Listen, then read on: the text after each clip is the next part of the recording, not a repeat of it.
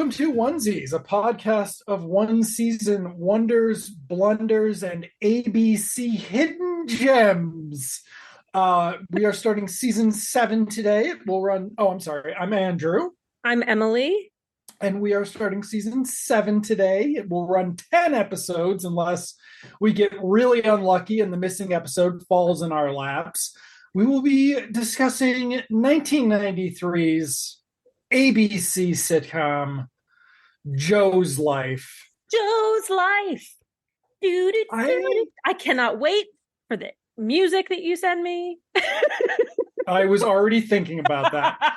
And I've got Audition now, so it can run behind the entire episode if we wanted to. So, real quick, since you don't know your Peter Honorati okay.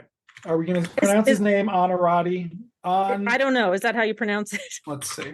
Gonna look at a YouTube video of somebody. I am going to ask Google, and we're going to assume they're right. Technology is so wonderful. Mm-hmm. How to pronounce Honorati? Oh my God. Do they not know either? They do. Oh. But I was hoping I could share it. Honorati, which seems a little racist. So we'll just call him Peter Honorati. So you just get Chris, what's his name to do it, right? Chris Mario. Oh. Pat Robertson died this week, and I bet it made Chris Pratt sad. And I bet people were like, why, Chris? Why? Like, I bet even, isn't his father-in-law Arnold Schwarzenegger? I bet Arnold Schwarzenegger was like, weird flex, you piece of shit. Yeah. Like, you living piece of, like, imagine being the shittiest person, like being marketably shittier. Like, imagine talking politics with Arnold Schwarzenegger and you're the fucking piece of shit. And that's Chris Pratt. Chris Pratt's like, we've got all these migrants coming in from South America. And Arnold's like, what are you fucking talking about, you idiot? And he's just like, honey, you can't call me an idiot. I'm going to just edit that part out and just throw it in wherever. Yeah, okay, good. Just throw it in wherever. I'm going to hold on. Do you put some reverb on it? So we also are going to need to talk about that he gives off major Joe Rogan vibes. Yes. Okay, so this is what we were talking about. I don't want to make Emily have to edit too much, but so you can read Peter Honorati's bio on IMDb, but basically he was a college football star. He's a Jersey boy. He gives off red voting Springsteen vibes, big time. And that's kind of his thing. And he also has a bit of a tush on him for a sitcom dad. Yes, you weren't paying attention. I know why my mom liked Peter Honorati. He fills out them jeans. So he's got a tush. He's got a tush. He's got a nice tush. He's like the Spock of, what are you looking at? You're looking at him covering himself at the age of 60-something in milk. Is that milk? Are you sure? It is Pride Month. I don't think it's new. Okay. Hold on. Okay, fine. Yes, let's Google him. Because Googling people is always a good idea. He liked Firebird. He celebrated Firebirds. Oh no, he's liberal, even though he's in SWAT. His latest tweet that he made himself, besides about Firebirds anniversary, was the same kids who are banned from reading certain books will be allowed to work in bars. Where the F are we? Okay. So could be worse. A lot of SWAT stuff though. So a lot of inspirational stuff. Oh, wow. Some awesome picture of him and William Sadler as astronauts with some lady who looks really familiar, but I can't remember her name because it was the 90s. So Peter Honorati was in a show called Civil Wars. Civil Wars was the Stephen Bochco post LA Law, pre-NYPD Blue, flash in the pan failure that got famous for having Mariel Hemingway basically topless on TV. I think they might have covered the nips, but you saw her tush and she posed nude, and it was a big deal. And this was what people did before you basically got the squares to subscribe to cable. Was you had sensational nighttime TV to get people to tune in for adult programming, and that exclusively meant nudity. NYPD Blue was famous for that. You started with buns like David Caruso's, and you ended up with buns like Dennis Franz's as the show went on. That's how they get you. That's how they get you. I assume you got Jimmy Smith's buns at some point too. Yeah. Man, he was bad on that show. Okay. Though I would need to rewatch it because I have not watched it through a propaganda lens, which is also why I haven't rewatched Hill Street and why we haven't done Cop Rock. Well, Cop Rock, Brooklyn South would be a serious one to do, but there are some others. But yes, so Honorati was on Civil Wars, which was a de facto LA Law spinoff because a character, Alan Rosenberg, carried over from LA Law to Civil Wars. After Civil Wars, he did Cop Rock before Civil Wars. That's how Bochco met him. Then he did Civil Wars. Then ABC sans Bochco tried to do him as a sitcom dad. So we are now watching Peter Honorati, who played a lawyer and a cop, now as a sitcom dad. Also on the show is Mary Page Keller, who, despite being basically beloved for this type of bullshit role, I don't think she ever had. She was in Duet, and Duet was one of those brilliant but canceled, I think. That everybody, I don't even remember who the dude was on that. That was, oh no, it was on for 2 years. Matthew Lawrence. No, yes, really? This guy was a heartthrob in the, okay. Cool. Yes, so they did one of these long-term romance series, which was one of these things that happened in the late 70s. She's married to Thomas Ian Griffith, that's right. Okay, but then she did another show, but everybody liked her from Duet, and so she is the mom, the Too Good, she was on Baby Talk, which I don't think we can get, but if we can, that's the Tony Danza one. Okay. Where he plays does he play somebody named Tony? No. Are you serious? Baby. He does the voice of the baby. Oh. It's the TV version of Look Who's Talking with Scott Baio, Mary Page Keller, and Tony Danza. I guess I'm not going to actually Google how she votes. Actually, let's take the win that Honorati probably voted for Biden. Okay. But she was a sort of, TV, Sandra Bullock, TV, Julia Roberts type of that era. Yeah, she was, it's hard to tell. I haven't seen her in anything else. She looks familiar, but, just from her sitcom acting, it's hard to tell how good she is, right? Because sitcoms are just terrible. But she looks like she's pretty lady. Looks like somebody who could have been on Twin Peaks. No, she never did any. But she looks like she could. But she's a very super duper mainstream. I wonder if she ended up in Lifetime movies ever. She was on that Dolly Parton Heartstrings series that came out on some streaming service a couple years ago. Okay. Remember Dolly Parton had like 6 miniseries or something. They were, yeah. She was on one of those. So something similar. Not overtly biggity Hallmark stuff. Right. Or probably not at all, because Dolly Parton's she's not. I mean, and that series was criticized by people for being too liberal, but it's fucking Dolly Parton. What do you expect? Fucking idiots.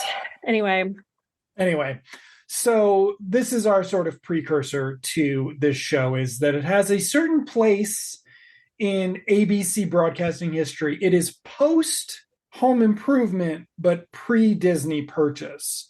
And it is really fucking bad. Thanks, Emily. You're welcome. I'm happy to. We are definitely doing Dark Shadows now because I want to enjoy something. And you know what?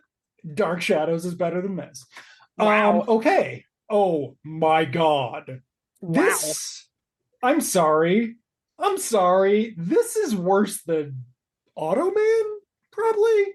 Like, the parenting advice in this, Oh the boy. coddling of 40-year-old men and their precious egos in this. That Ugh. is a plot point in this. So I don't know if I've told this story on the podcast, and we still haven't started talking about it. Everybody, sorry. But we tried rewatching Mad About You, which I love. I loved Paul Reiser, his books. Like, I mean, like he's a PG, he's a G-rated Larry David, basically. But like for that, I loved him. And then I watched Mad About You. We stopped one episode after it because we were marathoning it. But there is an episode that is all about Helen Hunt being super busy at work and her not appreciating Paul Reiser getting like a good review in the TV listings. And all of their friends side with him. She's having like a week from hell. And I'm like, it's going to end with him realizing he's a piece of shit. Nope, it's not. Wow. So the era of emotional labor sitcom. All right. Do you have three things? Do I have three things? So, because this is our first episode and we're going back to sitcoms from quite a break Quite a break. from standard sitcoms. Which is the non-standard sitcom, Chess Gamer Dracula series. Neither one of them are sitcoms. I don't even know. There are so many things. So, let's talk about your list of 10 girls you'd like to feel up. I want to talk about your list. I watched this very late at night last night, and I missed that. So you're going to have to tell me about that and whatever got on the pants or the sofa. That was gum. Okay. And yeah. Let's do foot fetish dad. Oh, I need to do this. 10 girls you'd like to feel up. Foot fetish dad and butt boy with a rat tail. Okay. I wasn't going to mention rat tail, but I definitely was going to discuss that we are calling people butt boy on television in 1992. On 1993 on America's broadcasting channel. America's. Okay, my three things are. Oh, actually, I'll let you take butt boy, and so I'm gonna take Casa del Leo. But that's our special surprise. That we haven't even gotten into what this season is about, folks. We have not gotten to the surprise. That's why I want to take it. You want to take it? You got it, Emily. My surprise. You get to have your surprise. Okay. Parenting? Okay, I do remember the feel up thing now. I just forgot that it was a woman talking about being objectified. I'm sorry. It was about a 14-year-old girl talking about her desire to be objectified and be valued based upon that. I'm sorry. I'm just... good stuff. Okay, so there's that. There's... Oh my God, but I mean, all of it is sexist. Parenting covers the kid hating us. The grocery store. Oh, at the end? No. Or in the middle when he's talking meat about and potatoes. Yeah. That was so stupid. You know what? I'm going to be nice. Quality co-stars. Okay. I'm going to be nice. Okay. We will talk about that when we get to it. Okay. So the episode begins with Peter Onorati, TV Bruce Springsteen, walking in to the kitchen in a pair of those really sorry, you're ready. I'm going to have to find a picture. He looks like Bruce there's a picture of this online. No, he looks like Bruce McCullough. Okay. In the 90s on Kids in the Hall, except a less exaggerated version because Bruce McCullough was tiny. So is tiny. He's in still the late 80s, in the 80s and the early 90s, there was a phenomenon where people played with the color of jeans a lot. it's gotten a lot more sensible. But instead of tie-dyeing them, they acid washed them, which would create splashes until it got mainstream, in which case you basically just sold bleached jeans. So very, very, very light blue jeans. Yes. He's wearing those. With a t-shirt. And a flannel? Is he wearing a flannel in this scene? He's wearing that bomber jacket. Okay. Or whatever that fucking thing is. This was the moment that I looked at it and I said, oh, fuck, I watched this. I remember that outfit.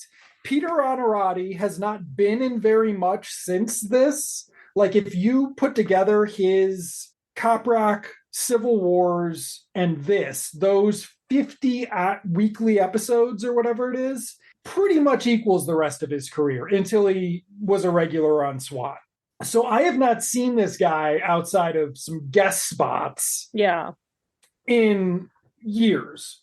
Many 30 years, 20 years, 30. Oh, Jesus, 30 years. Wow.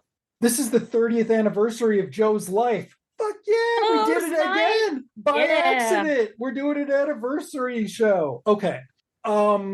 Yeah, so I realized I've seen this. And then when we saw the opening credits, I really realized I'd seen it because I skipped that opening song. I could not have hit that button faster. I was not interested. I remembered the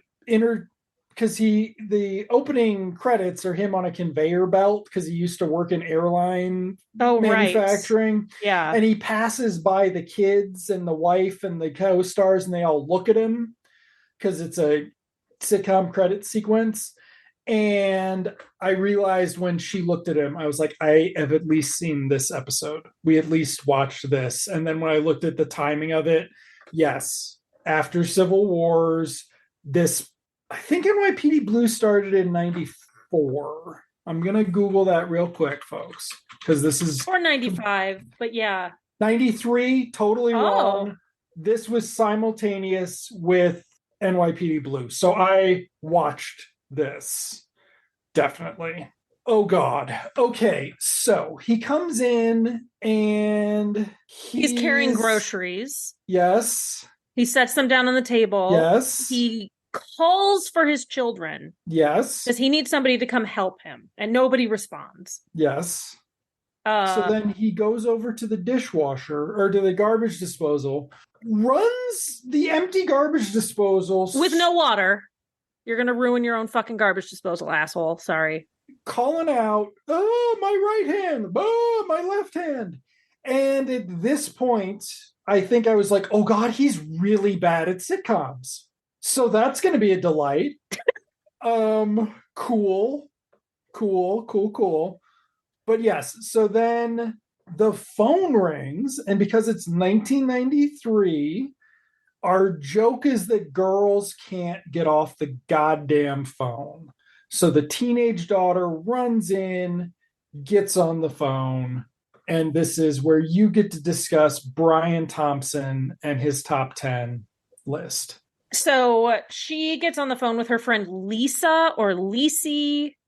She's called Lise the whole time. Lise. Except for by the younger brother who, well, that's a different story. And obviously you're only hearing one side of the conversation. So the little girl or the young lady is doing the best acting that she can do, talking about, oh, Brian, he has a list of the top 10 girls he'd like to feel up, and I'm not on it. Well, no, I wouldn't let him, but I'd like to be considered. And I thought, holy shit. Good job. I picked another great show for us. I thought, this is my brand. This is ridiculous. I cannot imagine this being on. So I'm not a prude. I promise. But I cannot imagine a family sitting around watching this and having. Well, it's not for families, which is the other funny thing. And we'll get to that with the parent. Okay, so that chick was born in 78. So she's my age. So she was 15. She looks younger. She does look younger. She's small. This is also petite. The pilot. So it's possible this was filmed 6 to 8 months before. So when she was 14, and maybe, I don't know. Do we want her being more mature for this show, because we are not even going to get dad being upset that some kid at high school's talking about his daughter this way. Yeah, no. We're not going to get meat and potatoes, meatball, New Jersey man being upset about that. He's pissed off she's not putting away those groceries. Get off the phone, put away the groceries. And then there's an exchange about how... Oh, the little brother. The little brother comes in. But there's an exchange between her and the father, like, oh, mom lets me talk on the phone as much as I want to, between 4 and 5. 4 and 5. And the little brother comes in and he's like, yeah, right. And then she taps... I actually laughed at that. I actually laughed when he said, and we all drink beer. Until we puke. I actually laughed at that. And the little brother wants some gum, and the dad says, no. That's the little... Wait, there's the little brother and the littlest brother. Has Hare come in yet? I thought it was... So Rat Tail... I thought it was the little brother, the Rat Tail brother who said that, but it wasn't the other one? That he wants you bad? That's that one? No. He wants you bad is the middle one. Middle, yeah. Yeah. Yeah, so the middle brother is expressing interest in Lise coming over to visit, and the sister tells her friend that her brother wants her bad, which, if she's 15, this little boy is 13, maybe? It's not really established, but that was pretty gross. But the littlest brother comes in and wants some gum. I thought it was him who said it. About the beer? The beer. That's funnier, even. So well, whatever. Fine. It doesn't really matter because she's forced to get off the phone and put away the groceries. The dad, meanwhile, lets the littlest brother have gum as long as he chews it and shows his dad that he's thrown the gum away. Because mom gets irritated when the little boy just spits his gum out and leaves it anywhere. You're going to be explaining how this ties into the couch. Yes, I it took a second viewing to catch that. Okay. I rewound and realized I wasn't going to be able to catch it without rewatching more and said, fuck that.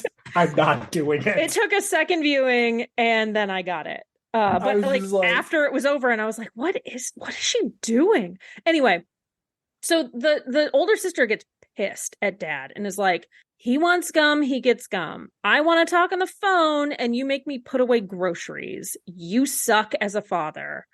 And she's like, it's either because I'm a girl or because he's younger. And the dad, for comedy's sake, you're right. Bait and switch. It must be one of those two things. And leaves the room, forcing the girl to put the groceries away. Credits. Or titles. Titles, yeah. Okay. Joe's life. So, when you said, imagine watching this with your family, this show is about how kids suck, how... Men have sensitive egos. Men have sensitive egos. We're going to have to talk about the job stuff, because the premise is he just got laid off 2 days ago, and mom just started a new job. Mom's temping. They live in a house that can very nice conservatively costs, God knows now, but with $450,000, they live in a nice sitcom house. So far there's not any complaints from the kids about having to share a bedroom. So presumably there's 4 bedrooms. There's no complaints about the bathroom, but we just on episode 1 of a family sitcom, there's going to be a scene where, as we saw in Free Spirit, where the teenage girl is all wrapped up in towels and running around the house because her brother locked her out of the bathroom, right? But yes, it's a very nice house, fully appointed. It is a much nicer house than Free Spirit, because we have transitioned to Free Spirit. Did not have the full force of ABC behind it. This has the full force of the network behind it. So it's very nice. They have a lot of very big, nice sets that they struck for this. They put the money into this. Somebody at ABC might have gotten fired for thinking this was a good idea. That's on this level. On Free Spirit, were there any scenes outside the house? They went to the school. that one time, and they went to fantasy lands a bit. Oh, but yeah. Otherwise, okay. there was very little. The garage only lasted one episode, I think. Oh, yeah. With the car. I remember with the car that vaguely. didn't come back. Yeah. Yeah. So this is a very nice sitcom house. This is Growing Pains level sitcom house. It is, we don't worry about money. Yeah. And he used to work in he was some airline, some plant aerospace, some plant that makes airplanes. He worked in the military industrial complex, basically, because he lost his job because the Cold War's over. And so that sucks, which will come up later. Yeah. But yeah, so they have a very nice house. Mom is super busy temping, which is, so this is Mr. Mom 10 years later. I have not seen Mr. Mom in 28 years. I've been meaning to. It was hard. It didn't come out letterboxed on DVD. So I waited, and I just waited too long to have time to watch Mr. Mom again someday. When Michael Keaton wins an Oscar for The Flash, I'll watch Mr. Mom again. But Terry Garr had a real fucking job in that. Like, not to discount, because the way they play jobs in this is also interesting. That should have been another point. Your entire life's fulfillment is from your job. Yeah. Your children are the accidents you have from fucking. Your job is your life's fulfillment. That's the only meaning in your life. Okay. So, nice house, mom's temp. She gets home. We don't know she's a temp yet. Right. She went off to baby boom, right? She's Diane Keaton. She's in a lovely work outfit, skirt suit, maybe. I don't remember if there's a jacket. Kind of short skirt suit. Hey. Just gonna say. It gets a little short on the couch. When did Ally McBeal come? Oh, I did take a snapshot of that because I sent it to my husband. I was like, we almost got a mom upskirt. I'm like, we get it. We did get a mom upskirt, except you couldn't see anything because it was dark in there. Dark and cavernous. Let's also point out, Mary Page Keller is a mom. She did have 2 kids after this. She married her giant karate star, rich white guy husband. And that's also interesting because this appears to be the people who act and don't need to. Yeah. Like, they have money, residuals, investments. They didn't lose it with Bernie, whatever. Like, so there's a very interesting, like, I guess not, I don't know if pedigree is the right word, but they are a level of celebrity in here, like, of successful TV actor that's very weird and does not exist anymore. Yeah. They lost in the actors' strike, the SAG strike, to live this life. But she gets home. She's like, you're the best, Joe. You're cooking dinner. And he's like, am I the best? How about I give you a foot massage? And it's like, calm down, Quentin Tarantino. Yeah. Calm the fuck down. Yeah. Quentin Tarantino. Sorry, folks. This first episode, we're on tangents. Also, this show sucks. Quentin Tarantino has a podcast where he talks shit. Quentin Tarantino says, I've never had a sex scene in one of my movies because that's just too uncomfortable to objectify the actors that way. To which, on Elon Musk's Twitter, a thread of all of his foot shots went viral. And they're like, fuck you. So yes, Quentin Tarantino has become a boomer white man. I mean, he always was, and it was never discussed. Yeah. But he is now, like, he's never had a sex scene objectifying women, but he uses the N-word freely. That's a little different because he has friends. Sam Jackson told him he could, which Sam Jackson has not been repeating a lot lately. It's kind of weird. Well, okay. Other diversion, just going to throw this out here, lose us a listener, not, because nobody who listens to this could possibly be upset about this. Did you see about the French Connection thing? Mm-mm. Disney Plus took out the N-word in French Connection. Oh. And film Twitter is upset. To which, here's the thing.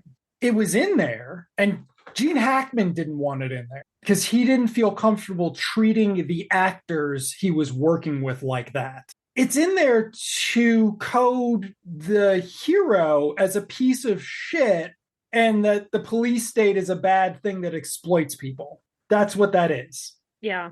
So they're upset that it was taken out because they want some 16-year-old kid who's interested in movies and has heard of the French Connection to watch that and be like, oh, this guy's racist too. That's interesting.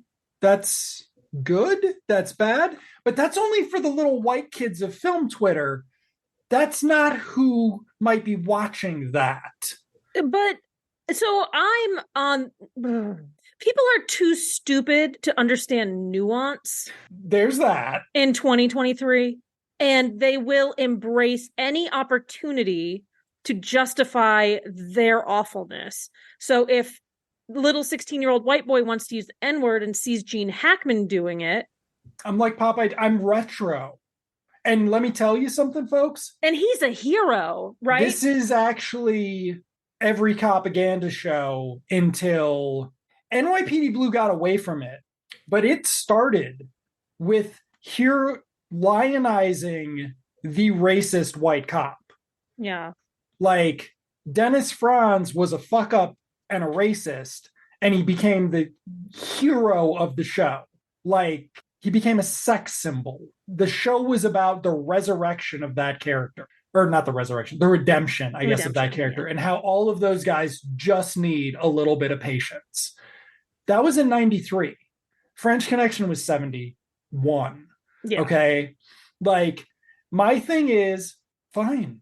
Have yourself a Disney Channel version, and then you have a regular version. You have it done by ratings. I have absolutely... Because you know what the other thing we might want to start trimming out of stuff is? Really gross objectification of women. There's a lot of that in 70s cinema.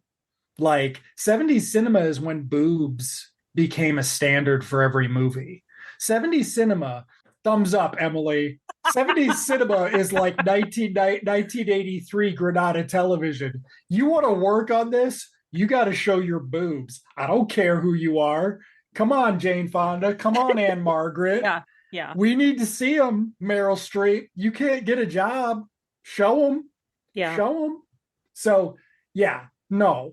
All this shit's fucked up. You want to talk, like, make a Disney Channel version. Really? This is the way...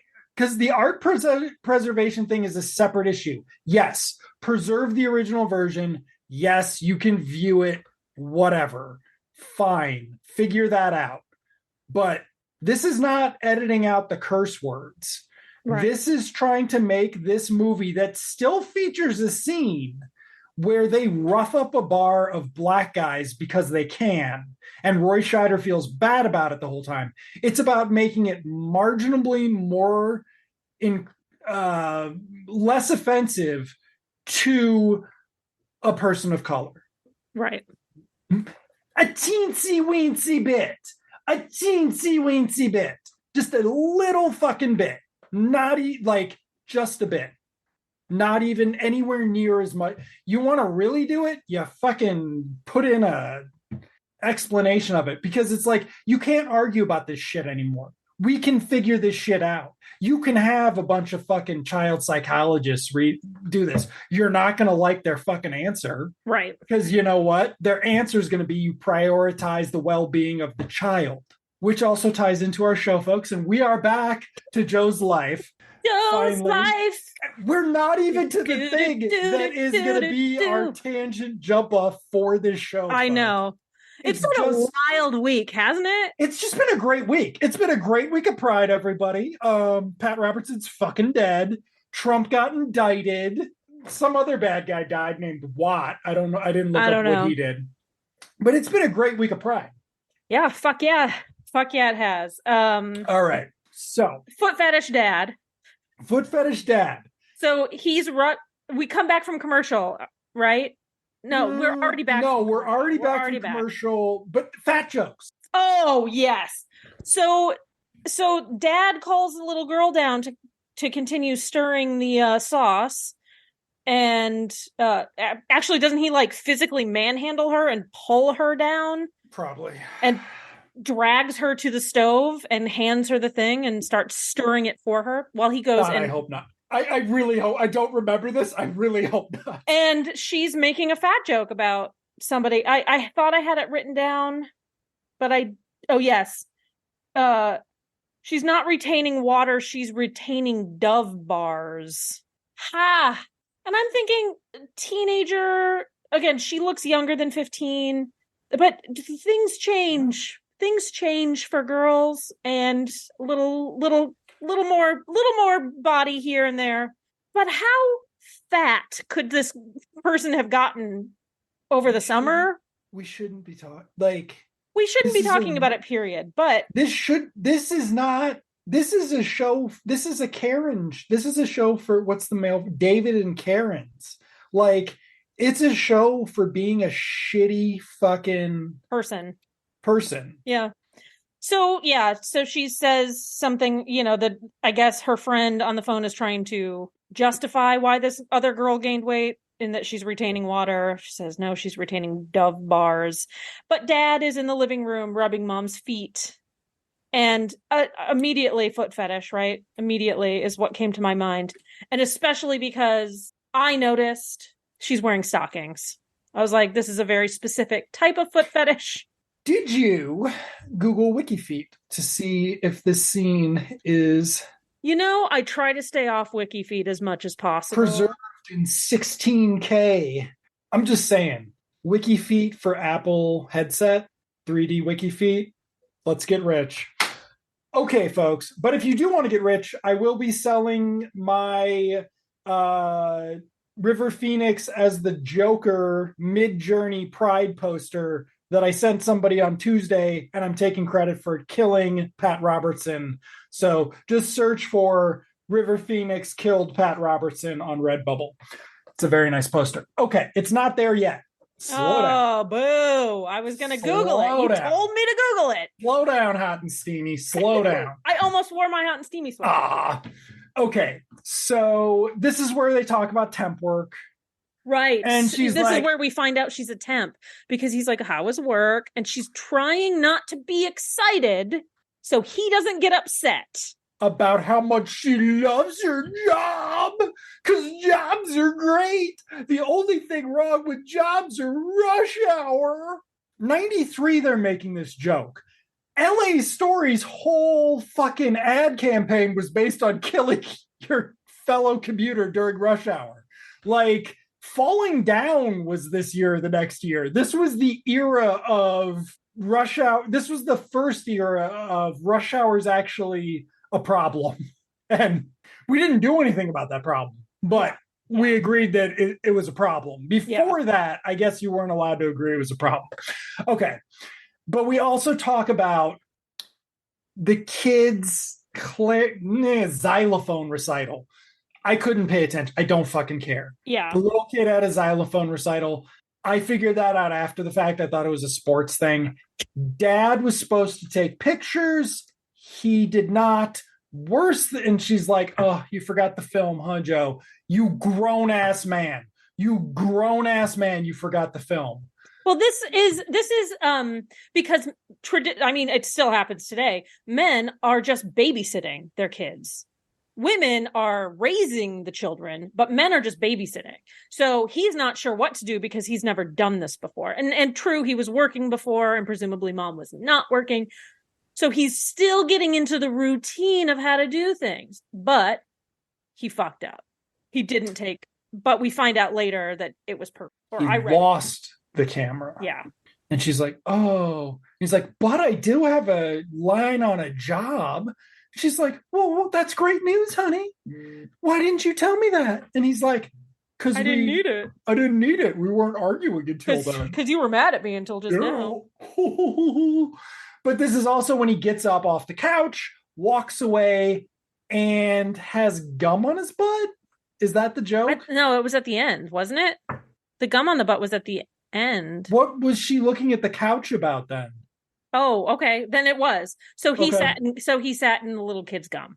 So because they also talk about how hard it is to raise the kids and da da da da da. And it's a joke, obviously, that didn't track very well because I almost called the little kid Gene. He gives off major Gene vibes. So the little kid who was supposed to tell dad when he was done with the gum and show him that he threw it away actually stuck it on the couch. But we didn't see him stick it on the couch? No. Again, the joke just doesn't track. Cool. Okay. We then cut to them doing the laundry, which is where I figured out it had to do with the gum. Yes. We get in... Oh, you're right. Sorry. We also establish before that there's a restaurant that he helps out at, and he's got to do that tonight. His brother's restaurant, right? Like a fucking job. I'm sorry. Hold on, was that out loud? But also that the way that they parent is by keeping the kids hating each other and therefore out of the parents' hair. Yeah. So basically it's a commercial for abortion. And the scene, well, we'll get to it, but there's a scene where they're all sitting around the dinner table too. And just like every sitcom and every bad parent ever, making it funny to be like, why did we have kids again? Oh, I'm sure we're going to have a scene that they're going to be like, you're an accident. You were the accident. I was giving your mom a foot massage. She was wearing the stockings. They couldn't help it. You know, she's really good at number 7. Really good at number 7. So good. Oh, God. We're in for so much greatness. Okay. So this is where my notes get bad. But starting with this scene, they are doing the laundry together. And he's like, no, that's not how you take care of gum. This is how you take care of gum. I read it in Ladies' Home Journal right before I read How to Satisfy Your Husband or whatever. Or tricks for your man. And it's like, oh, ha, ha, ha, this is so funny. But then they have dinner.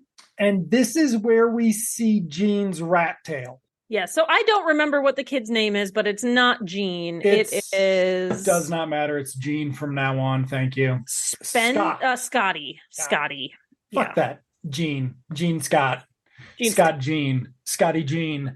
So Scotty Gene has a rat tail. I didn't understand. Was this a thing for a second? I'm glad I forgot. I don't remember it being a thing as much with little white kids in New Jersey, but I could be wrong. So yes, so he has a teeny weensy little ponytail. And it's funny because I noticed it and then I was like, I can't believe they gave that kid a rat tail. What a weird thing. But then it becomes central to the plot. It becomes the plot. Yeah. We are one commercial break in. And we're now getting the plot. This is actually... Well, it's the first episode. You got to introduce the characters, introduce the sort of premise. Okay. And then we get to the plot. I mean, Chess Game was better, Emily. That had a first episode too, right? Like, just saying. Freaks and Geeks' first episode. Oh, okay. Took them 10 episodes to get back to that level. Anyway, so they start... Okay, so the other thing about the parenting, and I'm sorry, next time I will have all this written down, so we'll go over it line by line, folks. But basically, Dad keeps making jokes about how they're mentally damaging the kids. In front of the kids. In front of the kids. Yeah. So like, this will be something for him to talk to the prison psychologist about. Bada big. So... Don't be regionalist, Andrew. I don't think you could be racist against Italian. I said regionalist. They elected Chris Christie. Did they vote Trump? They came way too close. Fuck them. Boom. Whatever. No, we're not doing that. No. If you live in a state that didn't, 70% vote against Trump, you're on the joke list. Sorry. Okay. So, isn't it so funny we haven't even gotten to the surprise yet? I know. We're just so warped up. We are just going to prison for slander and libel by the end of this. It's going to be interesting. Okay. I can't wait. Oh, it's going to be an experience. At least it's not going to prison for sexual assault. That's all I'm saying. It's not like that's forecasted in the episode and enabled by a. Okay. That's actually, I don't like. Okay. We got to get there. But first, so yes, they make jokes at dinner about you're going to hate us when you grow up, blah, blah. And they have a fight. Like, they're just openly fighting in front of the kids. And maybe I'm just like Midwestern enough that I'm like, well, no, because the fight is even better than that. Because the fight is Dad saying, you're cutting off that fucking rat. Oh, no. It's even worse than that. Mom's like, oh, that's cute. You're cutting it off. And it's just like, what? My decision has been made. You are cutting off that rat tail. And wife, how dare you? How dare you question me in front of the children? Don't question me. Okay. I'm pretty sure Peter Honorati's thing was being a sensitive lug. I can see that. And he's just a prick. Mm-hmm. In this, he is being a prick. He's not even, so he's doing the sitcom dad thing where it's like, oh, Dad's kind of dumb. Oh, isn't it cute? But he means well. This is, no, Dad doesn't mean well. He's a prick. Yeah. And fuck you, kid. Like, this is negative reinforcement theater. It's incredible. Yeah. This is like Home Improvement. Also tangent. Remember when Patricia Heaton was like, oh, you guys don't appreciate Tim, what's his name again? Tim Allen enough. Oh, you guys liberals are canceling Tim Allen. I'm like, she wasn't even on the show. Shut the fuck up. Yeah. And then like 2 seconds later, Pamela Anderson's like, yeah, he told me I couldn't have the job unless I got naked for him. And then he showed me his penis. And then Patricia Heaton shut up. It was weird. Weird how that happened. Weird how that happened. So it's like if this show didn't have Jonathan Taylor Thomas, or that show didn't have Jonathan. Like, it's this really weird pick on the kid show. Dad's a bully. What? Like, it's like a Fox show. It's like, but it doesn't go as far because Fox did these shows where it was just like comedian white guy dad hates. Well, I mean, Married with Children. Yeah. I mean, that the whole premise of that is that he hates his entire family. But the joke is on him. But the joke is on him. Yeah. So like, that's Everybody Sucks. This is Dad tells everybody they suck, but and nobody gets to tell him that he shouldn't say that. Yeah. Yes. So he and during this time, his brother comes in. Stan, played by George DiCenzio, who was on Equal Justice, which I watched, which was also an ABC show. Twin Peaks was also an ABC show. I've been giving Emily shit for all these ABC shows she's been picking, but in hindsight, I think for this era, pre-mid-90s NBC, pre-must-watch TV, reasonably ABC would be the network we were pulling from. So I apologize. This show still sucks. Okay. George DiCenzo comes in, is like, oh, there's pie. And I'm like, how's there pie? Who made pie? I want to know more about the pie. Yeah. No comment. He takes the pie, sits down, they start fighting. He leaves the room to go into the living room. They take the fight into the living room. Why are you yelling at me in front of the kids? Don't question my authority in front of the children. And to which Stan gets up and walks out again. Which is what I thought was funny. Not not laugh out loud funny, but I was like, yeah, me too, buddy. Okay. So, well, especially because Joe's going to get mad because Stan is like, yeah, you shouldn't have treated your wife like that. That was fucked up, dude. Yeah. Okay. So they go to the restaurant to work. Oh, the fight is over. This has been decided. Little fuck nugget. Scotty Jean's getting that rat tail cut off tomorrow after school. So I can't wait until we have an episode where the time's all fucked up for how school works in this universe. Oh, yeah. But yeah. That's something to look forward to. Cut to the restaurant where Peter Honorati is a lead chef and his assistant is played by the only person of color in the show, John Marshall Jones, who kind of is not character. It's not a racist characterization. No. there are optics to having your only black person be a jackass, even if they are like a jackass savant, because he's like not into Peter Honorati's existential white man shit.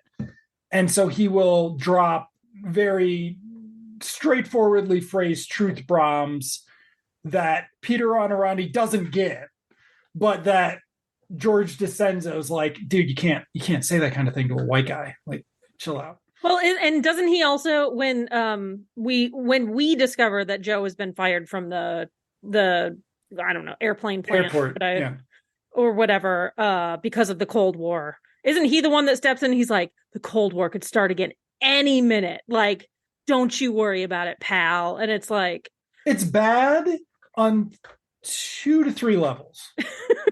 Because also the Cold War could start again any other minute. You're whining about like it being over is a good thing. I'm sorry that you didn't just go work for Boeing, but that seems like it's we needed bombers for the Middle East. Like this is when we started the always war in the Middle East. Like, problems. Okay.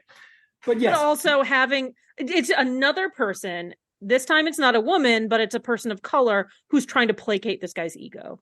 Yep. Just another person doing that. During this scene is also where Joe complains about shopping in the supermarket and how meat, it just doesn't make any sense because you think meat and potatoes are going to be in the same section, but they're not. So I would never think that meat and potatoes would be no, because one of them is a food that gets incredibly spoiled incredibly quickly and needs. But also, I've been to a grocery store before. So are we to believe you've never been to a grocery store before? Yes. Okay. He had a job. He was a man with a job. His mother went to the grocery store for him. Then until he got married. Yes. 100%. Is he younger than Stan? Maybe he lived with Stan and Barbara had to go to the grocery store for him. Maybe. But no, he's never been to the grocery store before. And despite apparently being an aeronautics engineer, he can't figure out how a grocery store, which had directories even back then, is laid out. Okay, cool. He's a hero. Who is this show for? I have no idea. Okay. I don't know. It doesn't make any sense who this is for. Well, maybe it's for middle-aged women in the 90s who want a dad with a nice tush to do. It's like it's to do household chores, right? It's like just like one. So yeah. It's like, ooh, he's taking care of his children. I'm sure he's going grocery shopping. My clit's so hard. I don't know. That's number 8. We didn't get that far. But we will get to that list. We're not even to the thing yet. We're almost to our surprise, folks, that I wanted to spoil last week. You have been sitting around through so many tangents. You are almost there. Almost. When we go forward with this, I promise they're not going to be hour-long episodes. No. Fine. We're just having a good time. We are. Which is hard because we need a good time. Show we watched Joe's life and we're trying to have a good time with it. Joe's life. Okay, maybe we'll turn that into a poem and have it read very goth. The Joe's life theme. Except is that the only lyrics? I think so. I don't know. I've never watched it all the way through. So good. So here is where fuck. We have also established during the dinner scene that when older son grew his hair long, it didn't matter. Joe just doesn't like rat tails. He thinks they're scummy. Nobody's gonna give him a job like that. No kid his is gonna look like a scumbag. He's like 7 years old. He's 7 years old. Scotty Jean is 7. He's not even old enough to have the we're gonna rape and kill one of my sister's friends plots like they did on Free Angel twice. Free Spirit. Yeah. There's also the music teacher. The kid, Scotty Jean can't show up with the music teacher, Mr. Clark, which even annoys the middle brother, the middle kid. Yeah. The older brother finds Mr. Clark obnoxious. He's like, why don't you just call him God? Yeah. which would never be on ABC in a few years. Disney would have been like, excuse me? No, this is sensational. The moms would have marched on Washington for this if this had been on Disney, on Mickey Mouse's, if little Scotty 15-year-old or 17-year-old Ron DeSantis had been watching this, he would have, I don't know, started plotting against Disney even then, but he didn't, because he got married at Disney because he's a Disney adult. We don't kink shame, but he got married at Disney. I like Disney. I did not get married at Disney, but I like Disney. Did you get really mad when they weren't the same kind of bigot as you are? I'm not a bigot. Well, I mean, I have constantly improving. Okay, so we need that context because that's actually the plot. We said the plot started there, but we forgot to tell you what the plot was. And we got off on a tangent. Everything. Okay, so the dad is filling in at a successful restaurant as a chef, apparently for no money. But no, he's getting money. Apparently, he also would have been doing this during his full-time gig before. So he was very rarely home. Yeah. And didn't realize how fucking much his kids suck. But since he's got a sitcom wife, she is DTF whenever he needs it. She spends her days ignoring the kids, doing the laundry, and thinking about how DTF she is, as is the way for a wife, I believe. Yeah, absolutely. Okay. So we get a scene with fucking George coming in and talking about the restaurant shit. I don't care. The waiter. The waiter. Yeah, that old guy. Oh, great! There's an old guy in this. Yes, that's right. The old guy. Al Rusico. Yes, he looked very familiar. Yeah. As Frank Rusico. Yes. Yeah. Okay. So, but this is where we also meet Mimi Kennedy, who I love, but She's very problematic in this. She's got a shitty part. There are added levels of problematicity. There's another level we're going to add. But then she is at least good in the next scene-ish. Better than this scene. But she comes in and she's like, something, restaurant shit going on. I'm here to give Joe shit because his wife called. That's right. She comes in and talks shit about Joe behind his back. She leaves. Joe bitches about it. And this might be when George decides, no. She doesn't leave. She's still in the room because we get to our special guest. Okay. I'm sorry. It's not our special guest. He's a regular. I'm so excited. Would you like me to describe him? So Mimi Kennedy comes into the door, and the swinging doors at a restaurant. There is a young man standing beside her, and he is ordered from his dad. Maybe Uncle, what's his name? Take the veal out. Yeah, take the veal out. I'm not a waiter. I'm a busboy. He's like, right. Bus it to the table. He's been in this set the whole time, and we have not seen it. Yes. Too. Yes. And it is extra special star, convicted rapist, Scientologist Danny Masterson. Dear God. Talk about a good week. That's when my good week started. Last Thursday. Was it Thursday? Whatever. That's why we're watching the show. That's why we're watching the show, folks. I followed the Danny Masterson trial very closely. I was very excited that he was convicted because he's done terrible things, potentially enabled by the Church of Scientology. Potentially enabled by Ashton Kutcher. Potentially. And the Fox network, I'm sure. The Fox network, but also the redhead. Laura Prepon fed him victims? That's nice. No, but she had been cited, and this is in the civil case, it's completely separate from the criminal case, cited as one of the people who helped to harass his victims using Scientology. That's right. She's in the club too. She was. Oh, she was. She's free. She's apparently, allegedly. Oh, wait, no, isn't she the transcendent? Isn't she married to Ben Foster now? Did you say? Yeah. The okay. Kind of Gregory. Kind of free. Okay.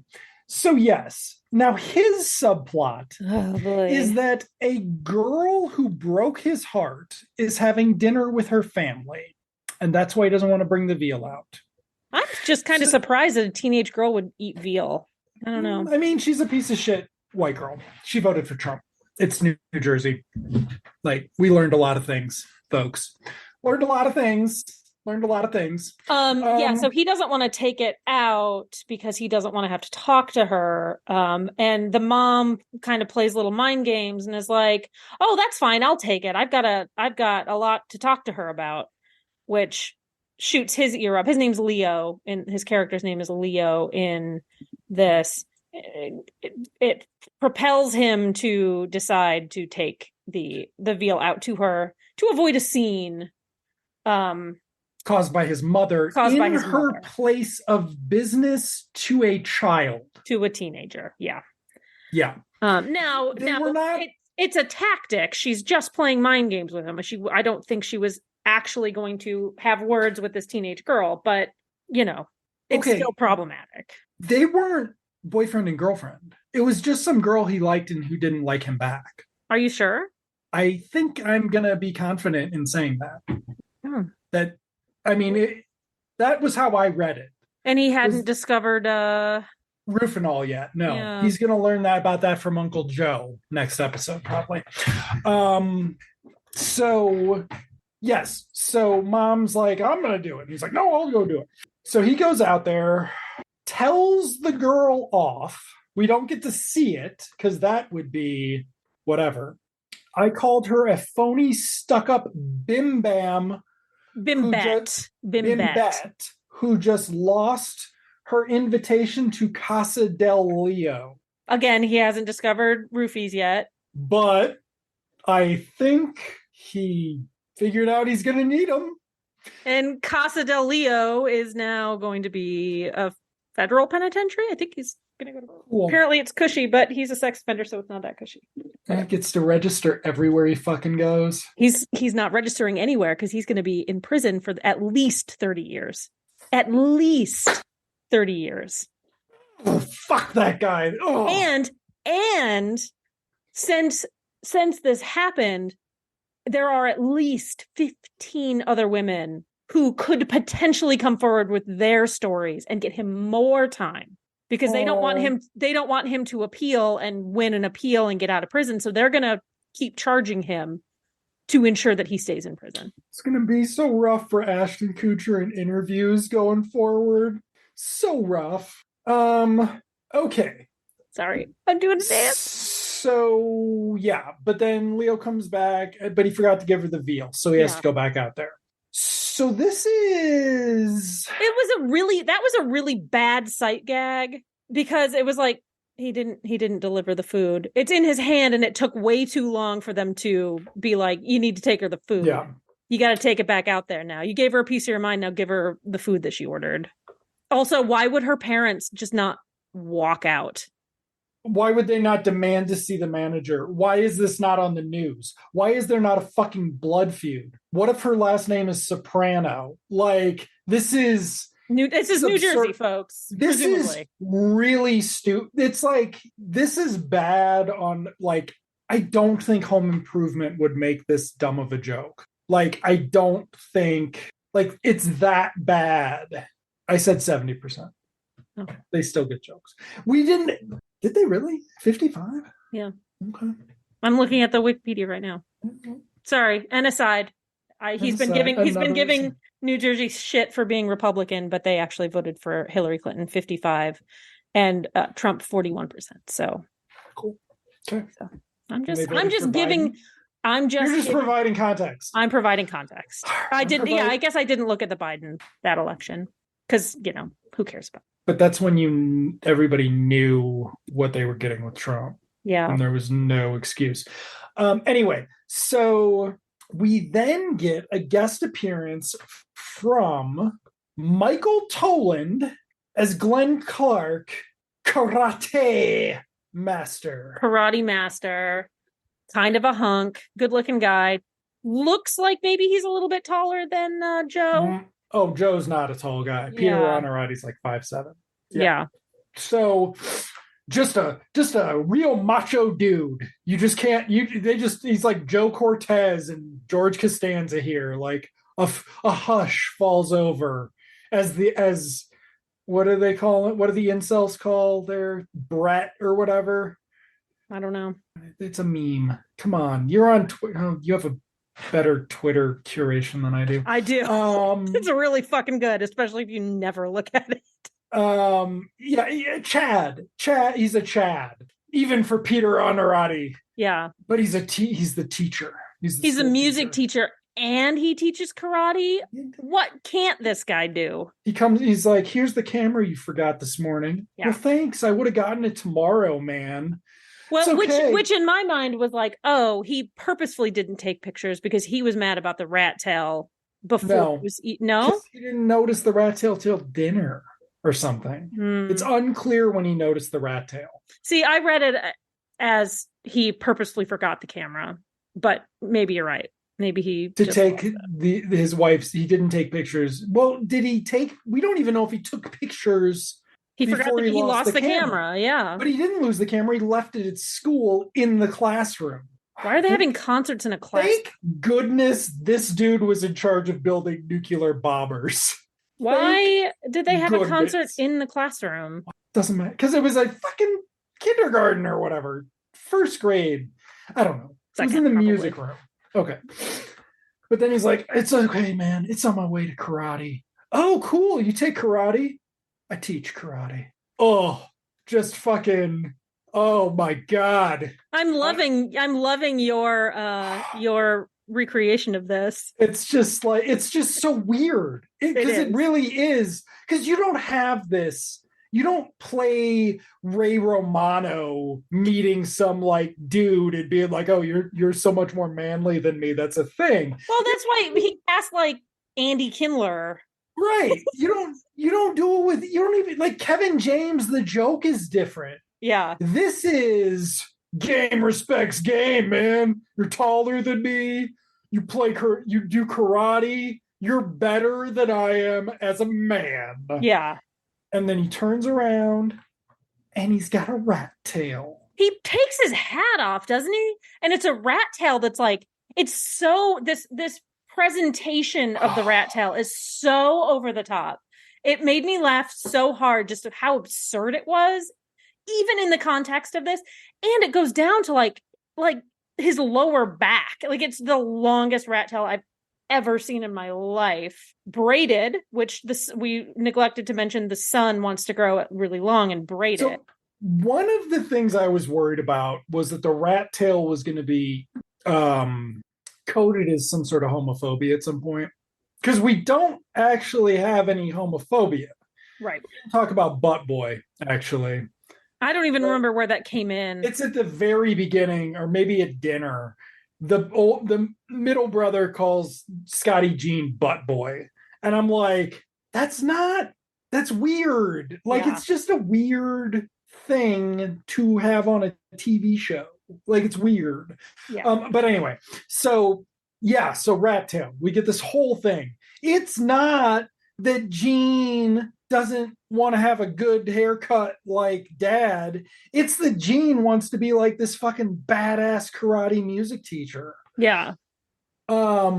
Which honestly, not having a male teacher presented negatively on a sitcom is kind of cool.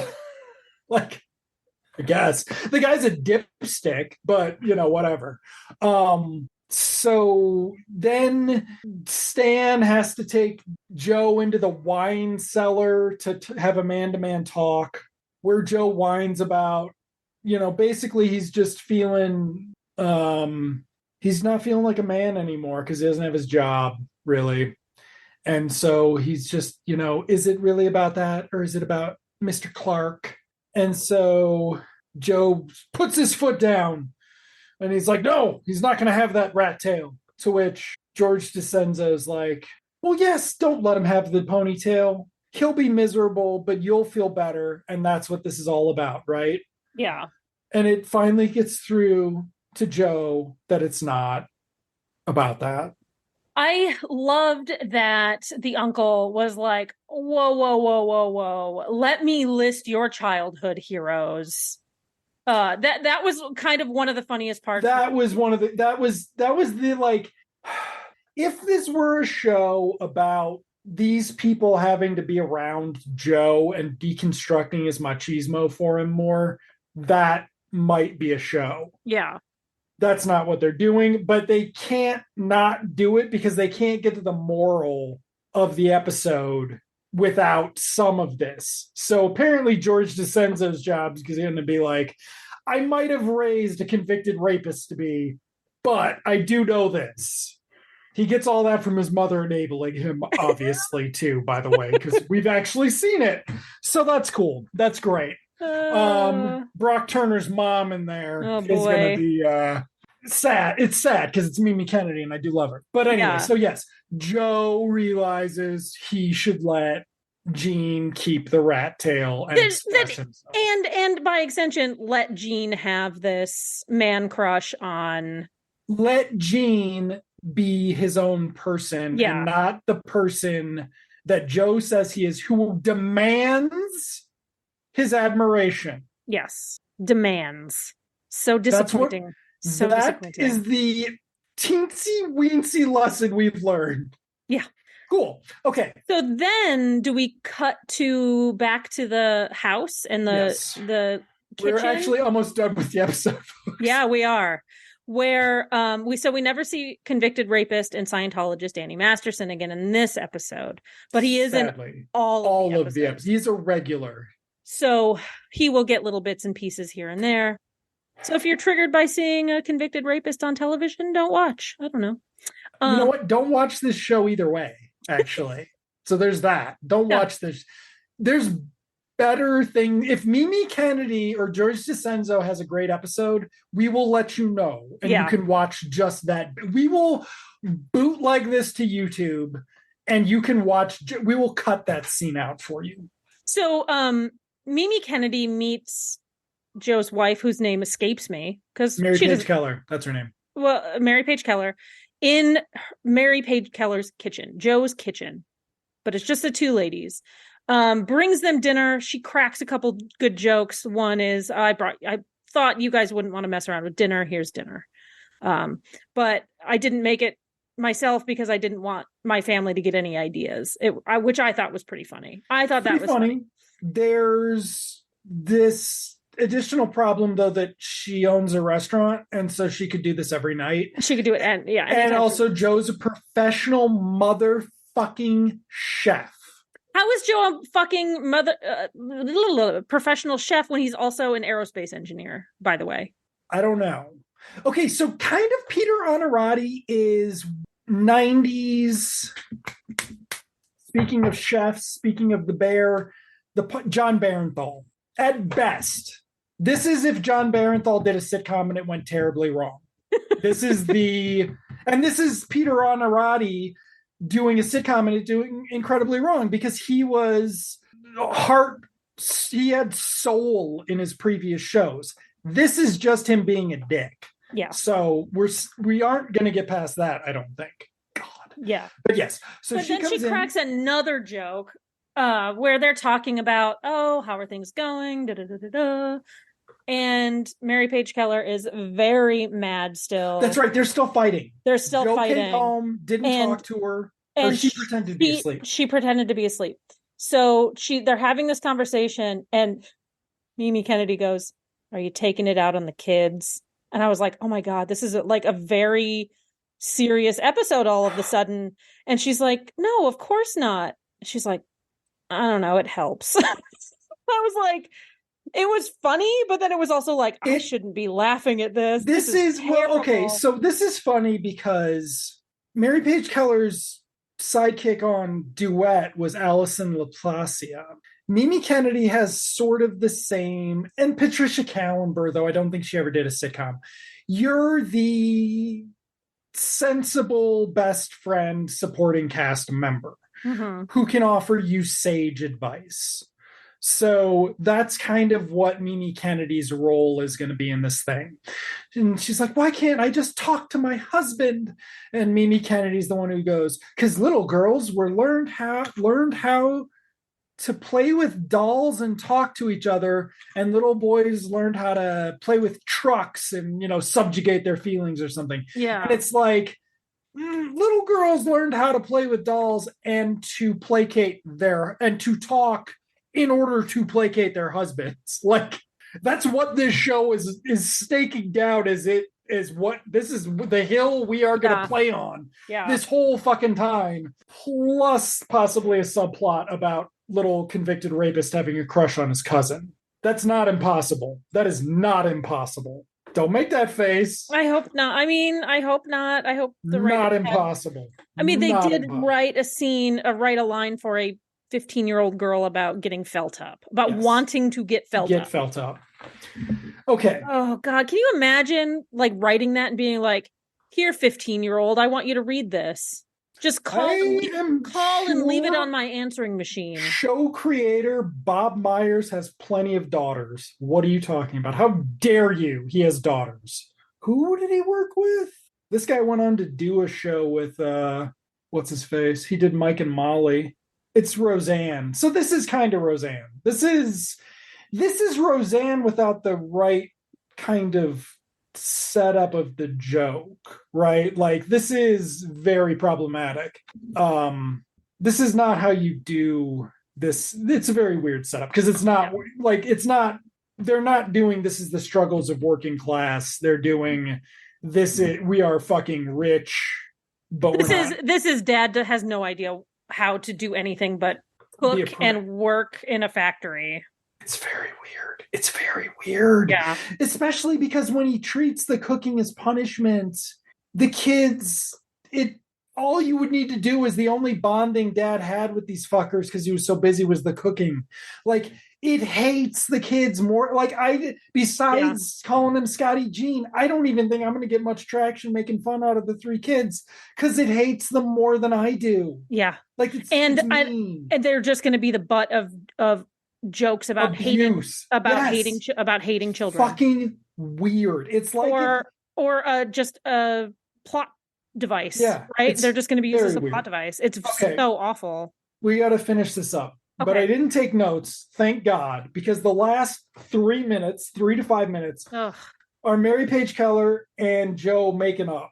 She apologizes to him. It's unclear. Oh, but first he gets home and kid gets to keep the rat tail. Right. And instead of getting the haircut, they went and they bought baseball cards so he can idolize baseball players like a real man would. So then Mary Page, somehow they get back to the couch. There is no gag about them sitting in gum again, which would have been fucking funny. No, and you're right. It did happen in an earlier scene, but I thought it happened in this last scene. But so there is a cute scene where Gene comes and sits next to Dad on the couch, and Dad puts his arm around him. Yeah, and it's very cute and sweet. And then Mom comes in and is like, "Go do your homework." Yes, and then because they're going to talk. Sits on the couch because they're going to talk, and she's going to apologize, like you said. And then she has to. They get into another little tiff because he won't apologize. That's right, because he can't apologize. It's very hard for men to apologize because when you tell a man that he is wrong, and even worse, make him acknowledge that he is actually wrong, Robertson lives another day. I heard when men admit that they're wrong, their penis shrinks by 1 inch.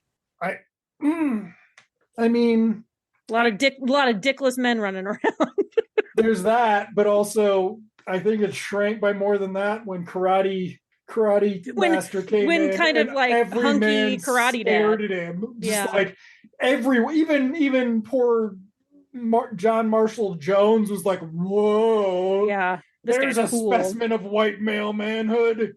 Okay, but yes, so Joe still won't apologize, but now they're talking about how he won't apologize, and he just can't do it. It's just one thing too much that she wants from him. What could she possibly do? She could pick up Ladies' Home Journal and start reading the list of the top 10 ways to satisfy your man and make noises during it. And how good she is at it. Number 4, she'd be good at, but number 7, she'd be great. Because let's not forget, she's still DTF. And even though she was just pissed off at him again because he refused to apologize. Even though she was just like, holy shit, I've had a long day or whatever. Yes. And she's using her feminine wiles to get, women have to be creative to get men to do things that. To get them to fuck instead of watch football is actually what we're saying here. Okay. Yeah. Yes, because we forgot about the football.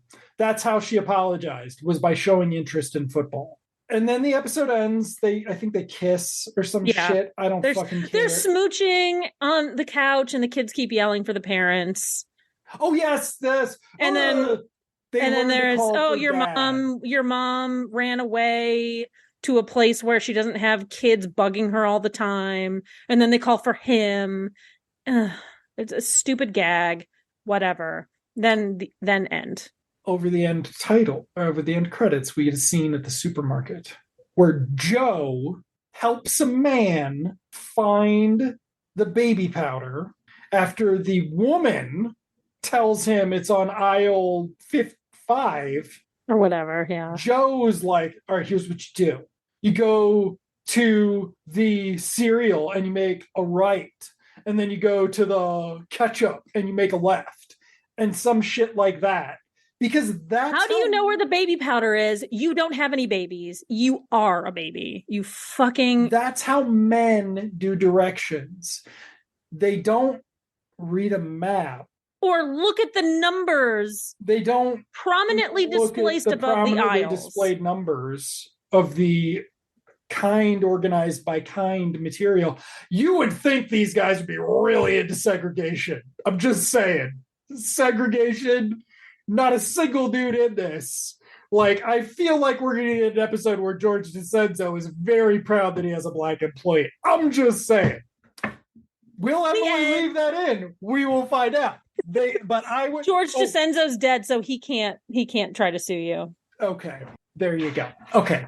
But anyway, so yes, end of the episode. It fucking sucks. Yeah. Get ready for more of this. Not as long, folks. It's just been one heck of a week for everybody.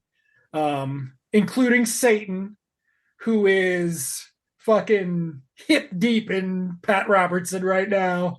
Just fucking, I'm leaving that in. Oh, yeah. Can you just imagine?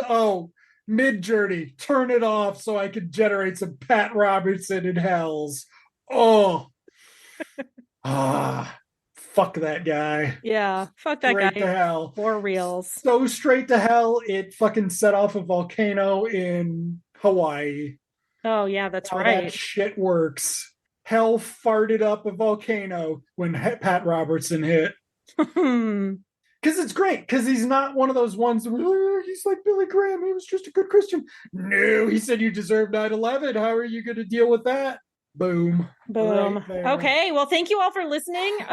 Emily's got to go. No, Emily doesn't have to go, but I want to make sure we get this information in. So the next episode 2 of season 7 is called Mind If I Smoke. Can't wait to see what that's about.